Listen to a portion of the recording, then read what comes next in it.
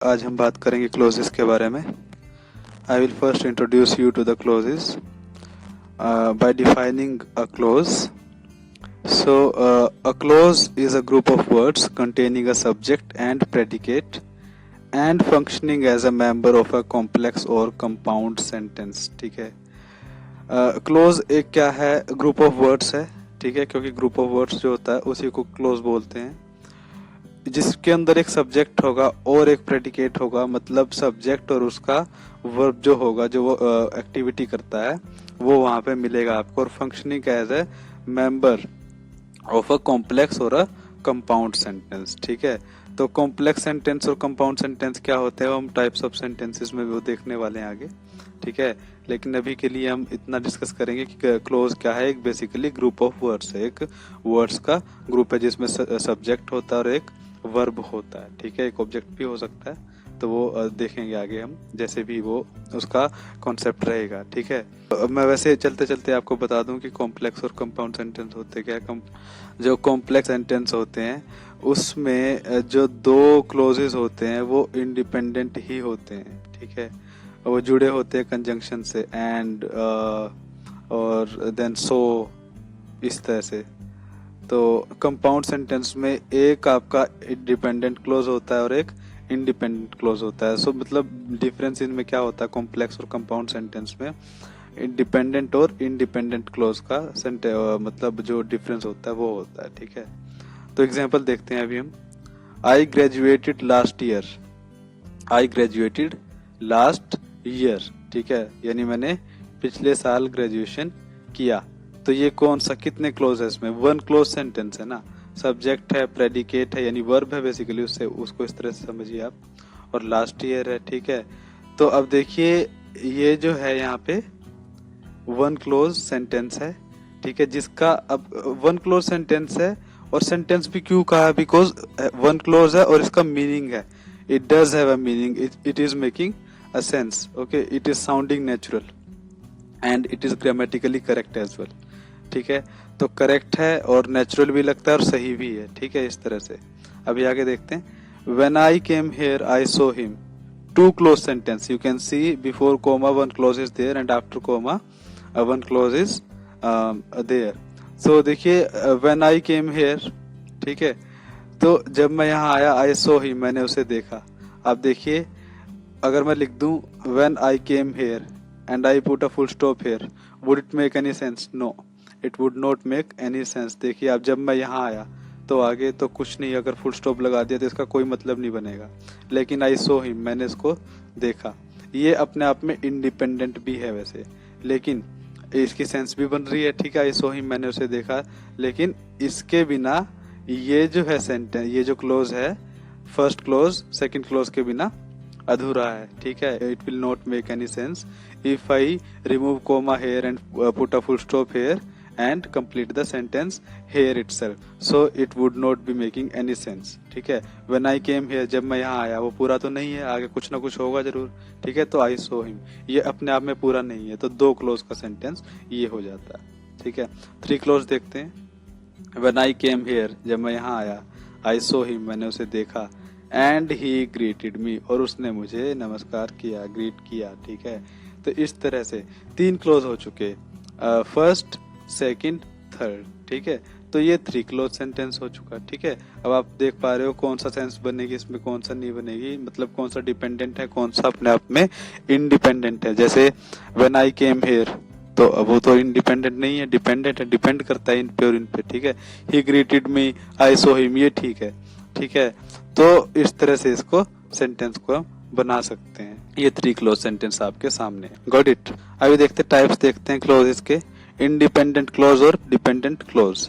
Independent clause क्या होता है, an independent clause functions on its own to make a meaningful sentence and looks much like a regular sentence. देखिए independent clause क्या होता है, जो अपने आप से फंक्शन करता है, मतलब अपने आप में ही वो डिपेंड होता है, किसी दूसरे सेंटेंस पे अपने मीनिंग के लिए डिपेंड नहीं करता है। जैसे फॉर एग्जांपल आपने देख लिया आई ग्रेजुएटेड लास्ट ईयर, तो वन क्लोज सेंटेंस है and that close is independent, that means that does not depend on any other close for its meaning. ठीक है, तो इस तरह से तो इंडिपेंडेंट है अपने आप में। अगर यहाँ से इसको पिक कर लें, सिर्फ इसको, ही ग्रीटेड मी, उसने मुझे नमस्कार किया, तो ये भी ठीक है, आई सो हिम, ये भी ठीक है। तो ऐसे ही डिपेंडेंट क्लोज क्या होता है, that can not function on its own because it leaves an idea और थॉट अनफिनिश्ड। देखिए, अपने आप से फंक्शन नहीं कर सकता जो क्लोज, जो ग्रुप ऑफ वर्ड्स है, शब्दों का जो समूह है, बिकॉज ये किसी आइडिया या थॉट को अनफिनिश्ड छोड़ता है, यानी पूरा नहीं करता। जैसे when I came here, now it is a dependent clause, as you see that it does not finish its meaning, it depends for its meaning for the next group of words, that is the next clause। ठीक है, तो ये अपने आप में पूरा नहीं है। अब देखिए when I came here कोई सेंस नहीं बनेगी, लेकिन when I came here I saw him तो सेंस बनती है। ठीक है, तो ये क्लोज अपने आप में डिपेंड करता है इस क्लोज पे, तो ये डिपेंडेंट क्लोज हुआ। ये इंडिपेंडेंट क्लोज का एक एग्जाम्पल आपके सामने है। अब देखते हैं इंडिपेंडेंट क्लोज। इंडिपेंडेंट क्लोज में ही इज अ वाइज मैन, जो मतलब जिसका अपने आप में मीनिंग है, जिस क्लोज का, जिस ग्रुप ऑफ वर्ड्स का, और वो किसी दूसरे ग्रुप ऑफ वर्ड्स पे डिपेंड नहीं है, मतलब कॉमा नहीं है बेसिकली क्लोजेस के बीच में। ठीक है, अपने आप में वो कंप्लीट सेंटेंस है। ही इज अ वाइज मैन, वो एक वाइज मैन है, बुद्धिमान आदमी है। आई लाइक हिम, मैं उसे पसंद करता हूँ। कैन यू डू इट, क्या तुम इसे कर सकते हो।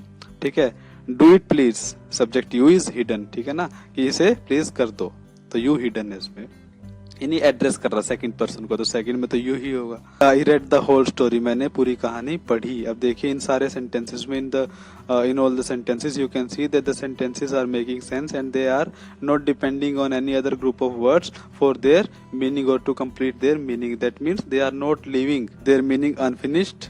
तो देखिए grammatically also they are correct and they are sounding natural at the same time making complete sense. He is a wise man, वो एक बुद्धिमान आदमी, कंप्लीट है, सेंस बन रही है। ऐसा तो नहीं लग रहा ना किसी सेंटेंस में आपको कि अधूरा है कोई सेंटेंस या जिसमें कोई सेंस नहीं बनती नजर आ रही है, ऐसा नहीं है। I like him, can you do it please, I read the whole story, तो इस तरह से कर सकते हैं। ठीक है, तो ये सारे इंडिपेंडेंट क्लोज है, means they are making sense and they are correct as well. Now come dependent clauses. Dependent clauses में आपको पता है कि भाई डिपेंड होते हैं क्लोज, और जो अंडरलाइंड है यहाँ पे क्लोजेस, वही आपके सामने डिपेंडेंट क्लोज है, because the underlined clauses depend on the clauses following them or the clauses preceding them for their meaning to be complete। जैसे when I was dating Dana I had an accident। ठीक है, जैसे जब मैं Dana को date कर रहा था तो मुझे चोट लगी, I had an accident। ठीक है, तो इस तरह से। अब देखिए when I was dating Dana, suppose I put a full stop here and remove comma, so would it make any sense? No, it would not make any sense when I was dating Dana। तब क्या हुआ, तो कुछ ना कुछ होगा ना इस तरह से। अब नेचुरल नहीं लगता कि भाई आगे भी तो पूरा करो इसको सेंटेंस को, तो अगर मैं यहीं रोक दूं इसको, so it would be incomplete, but it is complete and it will make a sense if I add I had an accident। ठीक है, when I was dating Dana I had an accident, मुझे चोट लगी उस दिनों। ठीक है, तब या उस वक्त। ठीक है, तो when I was dating Dana I had an accident, तो I had an accident एक क्लोज है जो कि इंडिपेंडेंट है और ये डिपेंडेंट है, तो किस पे डिपेंड है, इस पे डिपेंड है अपने मीनिंग के लिए। अगर मैं इसको रिमूव कर दूं, if I remove this close from here, it would not be making any sense, so it is dependent clause. ठीक है, डिपेंड कर रहा है अपने मीनिंग के लिए इस पे। I know the man who stole the watch, मैं जानता हूँ उस आदमी को जिसने घड़ी चुराई है। ठीक है, जिसने घड़ी चुराई, so who stole the watch. अब सोचिए हु स्टोल द वॉच और फुल स्टॉप है, तो कुछ सेंस बनेगी। ठीक है, अब सोचिए आप अगर क्वेश्चन मार्क होता तब भी कहीं ना कहीं हम सोचते कि भाई चलो क्वेश्चन है, लेकिन ये फुल स्टॉप है, क्वेश्चन मार्क भी नहीं है, और सिर्फ इतना ही सेंटेंस है, तो कुछ सेंस बनेगी नहीं। I know the man who stole the watch. ठीक है, तो ये जो क्लोज है अपने मीनिंग के लिए इस पे डिपेंड कर रहा है। ठीक है, यानी जिसने घड़ी चुराई। तो फिर अगर मैं इसको रिमूव कर दूं, who stole the watch will not make any sense, तो फिर ये कोई सेंस बनेगी नहीं इस बात की। ठीक है, तो लेकिन ये इस पे डिपेंड कर रहा है, तो ये जो क्लोज है अंडरलाइंड डिपेंडेंट क्लोज है। Then he bought a car which was too expensive, जो बहुत महंगी थी। सोचिए ही बोट अ कार, तो उसने कार खरीदी, अपने आप में सेंस बन रही है, लेकिन मैं इसको हटा दूं यहाँ से और मैं लिख दूं which was too expensive and then full stop. ठीक है, would it make any sense? No. Okay, again it will be lacking the sense. Okay, और द नेचुरल फिनिश होता है और नेचुरल साउंडिंग होती है, वो उसके अंदर फिर नहीं मिलेगी आपको। विच वॉज टू एक्सपेंसिव, जो बहुत महंगी थी। ठीक है। तो क्या था महंगा, कुछ पता नहीं, अगर मैं इसको रिमूव कर दूं, ठीक है, इसको हटा दूं यहाँ से, तो लेकिन इसको ऐड कर दिया तो इसका क्लोज का एक मीनिंग बन जाता है, ठीक है। अगर इसको रखे रहते हैं, यहाँ पे हम रखते हैं, ठीक है, तो ये डिपेंड कर रहा है ना इस क्लोज पे अपने मीनिंग के लिए। इसको हटा दो तो इसका कोई मीनिंग नहीं है, तो ये डिपेंडेंट क्लोज हुआ, निर्भर कर रहा है। I know that he can not do it, कि वो उसे नहीं कर सकता। सोचिए that he can not do it, कि वो उसे नहीं कर सकता, तो इसकी सेंस बनेगी कोई, नहीं बनती इसकी सेंस कोई, ठीक है ना। तो मैं जानता हूं कि वैसे नहीं कर सकता, अब ठीक है। तो ये जो अंडरलाइंड जो क्लोज है, डिपेंडेंट क्लोज है, इस पर डिपेंड कर रहा है। Got it. He does not know where he was born, वो नहीं जानता कि वो कहाँ पैदा हुआ था। सोचिए where he was born completely dependent है, ठीक है, यानी कंप्लीटली अननेचुरल है, बिल्कुल अननेचुरल लगता है कि इसकी मतलब क्या बनेगा इसका मतलब, ठीक है। तो इस तरह से इस पे डिपेंड कर रहा है ना अपने मतलब के लिए, तो ये डिपेंड कर रहा है, तो ये डिपेंडेंट क्लोज है। So students, I hope you are able to fetch a hint as to what a clause is and what kinds of clauses are there, and how we can identify between an independent and a dependent clause, okay, while making the sentences or while identifying the sentences। तो इस तरह से, और while recognizing their meaning, तो इस तरह से you can easily fetch a hint as to what all these things are। So thank you very much again।